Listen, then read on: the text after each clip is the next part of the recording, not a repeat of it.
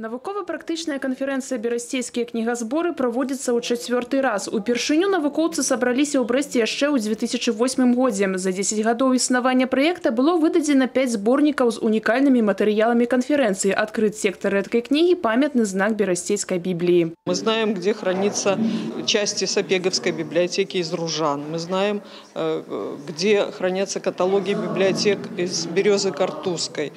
Мы нашли книги, касающиеся истории Бреста, и изданные брестчанами в Санкт-Петербурге, Москве, Вильнюсе, Кракове и так далее.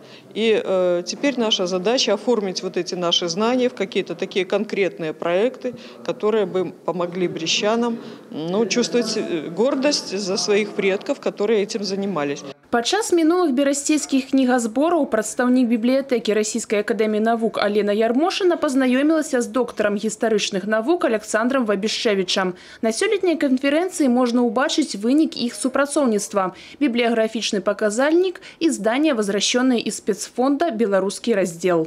Дальнейший совместный труд привел к тому, что он написал нам прекрасную статью к этому указателю.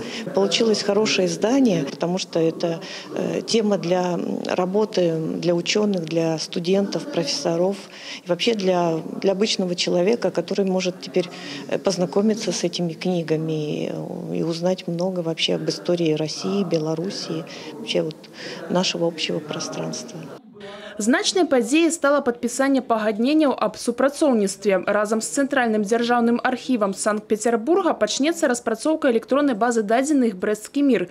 А супрацоўніцтва з ваяводскай публічнай бібліятэкай Любліна будзе скіравана на стварэнне лічбавых бібліятэк і асобных праектаў, па прыкладу віртуальная спадчына Юзефа Крашэўскага. У Любліні наша бібліятэка налічвае каля 70 тысяч асобнікаў кніг, з іх 4500 старадрукаў і спецыяльных выданняў, якія датычацца нашай сумеснай гісторыі.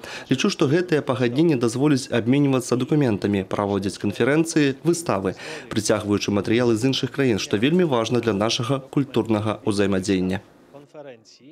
Канферэнцыя «Берасцейскія кнігазборы» будзе працаваць у 5 секцыях, якія прысвечаны гісторыі Брэста. Па выніках 4-й канферэнцыі плануецца выданне зборніку, матэрыялы якога, мяркуюць арганізатары, выклікаюць сенсацыю і дапамогуць чытачам уявіць жыццё Брэста на розных этапах яго існавання. Дзіяна Мішчук, Александр Сівіцкі, тэлерадыёкампанія «Брэст».